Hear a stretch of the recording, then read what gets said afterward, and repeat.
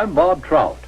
I've got a story here that I think is big, really big, because it's bound to have a terrific impact on business. I'm talking about a new market, a big new market, millions upon millions of new prospects with $15 billion to spend. That's right, I said $15 billion. That's a lot of money, isn't it? The surprising thing is that it's a fresh market, still full of opportunities. It grew up so fast, got so big in a hurry, that few of us realize its scope. Now, these days, nobody's likely to pass up chances to sell. And yet right here in our own front yard, there's a neglected market. There's money waiting to be spent. To get the story of this market, to be able to tell you the secret of selling the Negro, we did a lot of digging. We talked to leading businessmen, to customers, and to salesmen. We went to Washington, D.C. We set up cameras and other key points around the nation. And out of this all, there emerged a story, the story of a new market.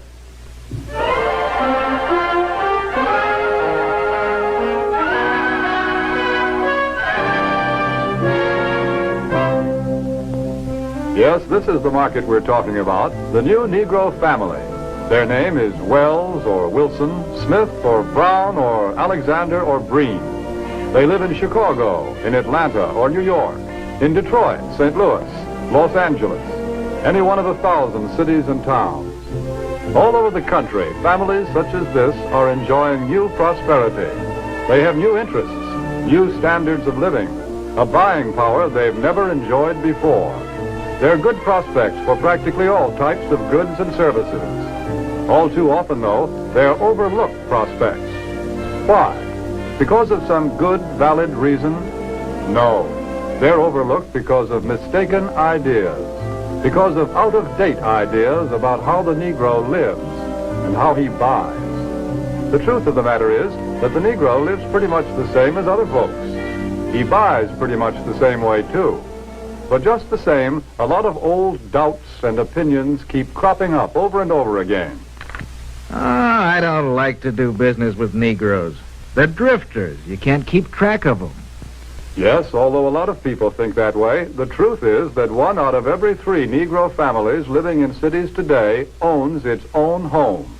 That figure comes directly from the United States Bureau of Census. Maybe so, but Negroes are poor credit risks. Not more of a credit risk than any other group. Actually, the Negro homebuyer meets his payments faithfully, often more faithfully than other race groups in the same economic level. That's the information we got from people who ought to know, the National Association of Real Estate Boards. Well, maybe, but I've always heard that Negroes buy shoddy, poor quality merchandise. No, it's just the other way around. According to leading researchers, in proportion to population and income, Negroes buy more quality products than any other comparable United States group. You see, there are a lot of confused notions about the Negro customer. But when you dig right down and find out about them, they just don't hold water. Negroes own homes. They meet their payments faithfully. They buy good brands of merchandise.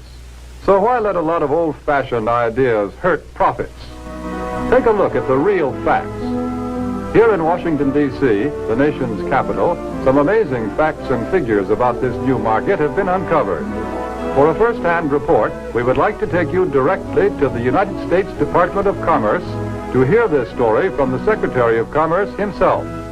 Here is the Honorable Sinclair Weeks, the Secretary of Commerce of the United States. In the Department of Commerce, we are constantly alert to trends that mean a healthier national economy, better business for the nation as a whole.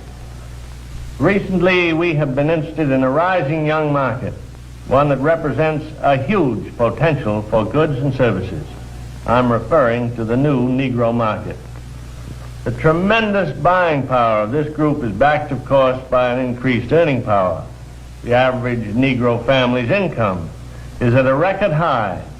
In fact, since 1939, it has increased more than the average income of all other Americans. Just take a look at a few figures. An official Department of Commerce report shows that at least 1/3 of the Negroes living in cities earn from $2,000 to $5,000 a year. Today, the average Negro wage earner brings home a paycheck 4 times larger than the one he collected in 1939. As a whole, the Negro market has a total income of about $15 billion every year. And after taxes, Negro families still have many billions of dollars to spend. Here is a buying power that cannot help but have a tremendous effect on our national economy and on business prosperity in general. When these dollars are spent for a wide range of goods, services, and employment, business everywhere is bound to feel the impact. This new buying power has resulted in a class Negro market, a profitable, above-average income group of consumers. For example, the nation's largest newspaper and magazine research organization, Daniel Starch and Staff, reports these significant figures. More than 51% of the readers of Ebony magazine have a record player in their homes. Almost 64% own a television set. And almost 78% enjoy the convenience of an electric refrigerator. It is also a fact, and this is from the magazine The Food Field Reporter, that Negroes spend almost $3 billion a year for food alone. Per capita, they buy more cosmetics, drugs, and toiletries than anyone else in the country. And their children are better educated, too, because since 1930, enrollment in Negro colleges is up 2,500%. But really, to recognize the importance of this class Negro market, we must realize that something has been happening economically in our country. People are on the move. The population is shifting.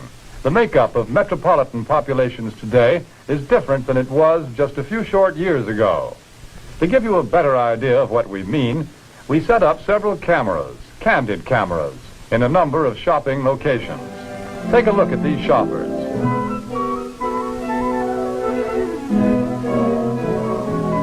Notice what a large proportion of them are Negroes. What's the reason? It's simply this. Negro families are moving into the cities where there are more job opportunities. Here they find occupations with more prestige and security, jobs that pay more money. As a result, Negro families today often make up the largest part of Central City consumer prospects. A shoe store in Chicago's Loop, for example, reports that more than 50% of its customers are Negroes. In another case, a drugstore located at a transfer point in a non-Negro neighborhood finds that its Negro customers total 25%. The trend is plain.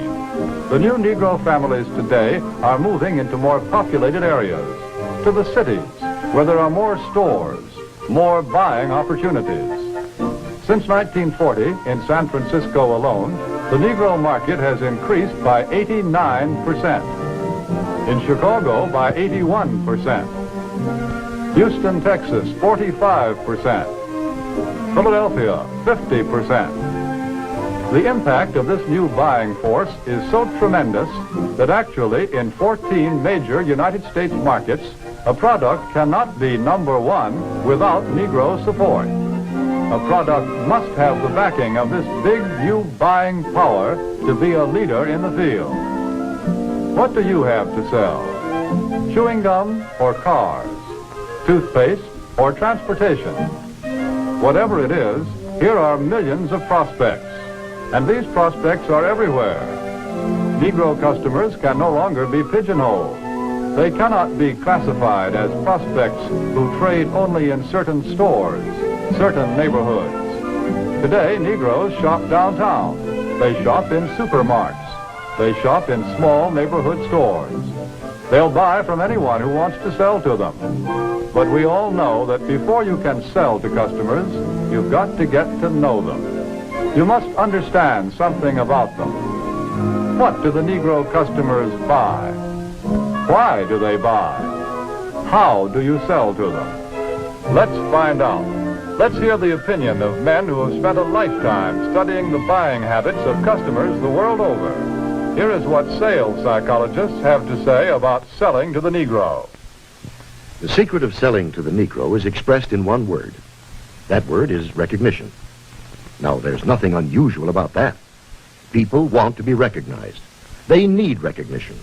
That's basic in all of us. But perhaps because he's had so little of it, the Negro needs even more.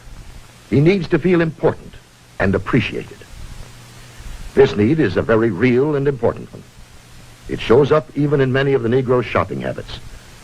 Anyone who sells or wants to sell to the Negro customer should know about some of these habits. 3 habits in particular play a big part in every sales transaction. To begin with, most Negroes buy by brand. They ask for products by name. They're quick to turn down off-brands. Do you wonder why? Well, listen to what this customer is thinking.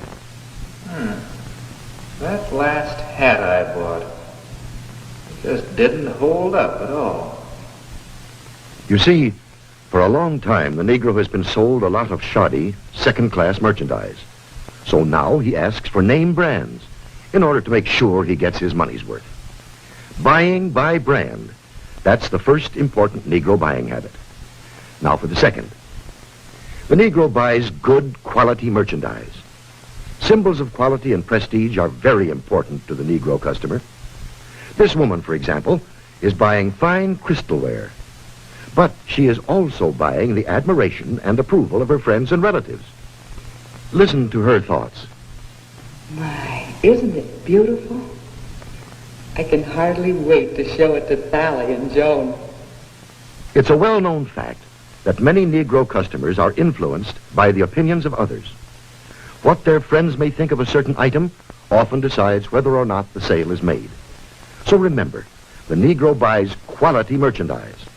That's the second important point. And here's the third thing to remember when selling to a Negro customer. When he specifically asks for one thing, don't try to sell him something else. Don't try to switch him at the point of sale. If you do, he'll probably react something like this. Doesn't he think I've got the money to pay for it? There's a reason for this reaction. Again, because he's had experience with cheap merchandise, the Negro resents being offered a substitute. He wants to be sold on quality, not price. The Negro buys by brand, he buys quality, and he doesn't like to be switched at point of sale. These are the keys to selling the Negro customer. Another point.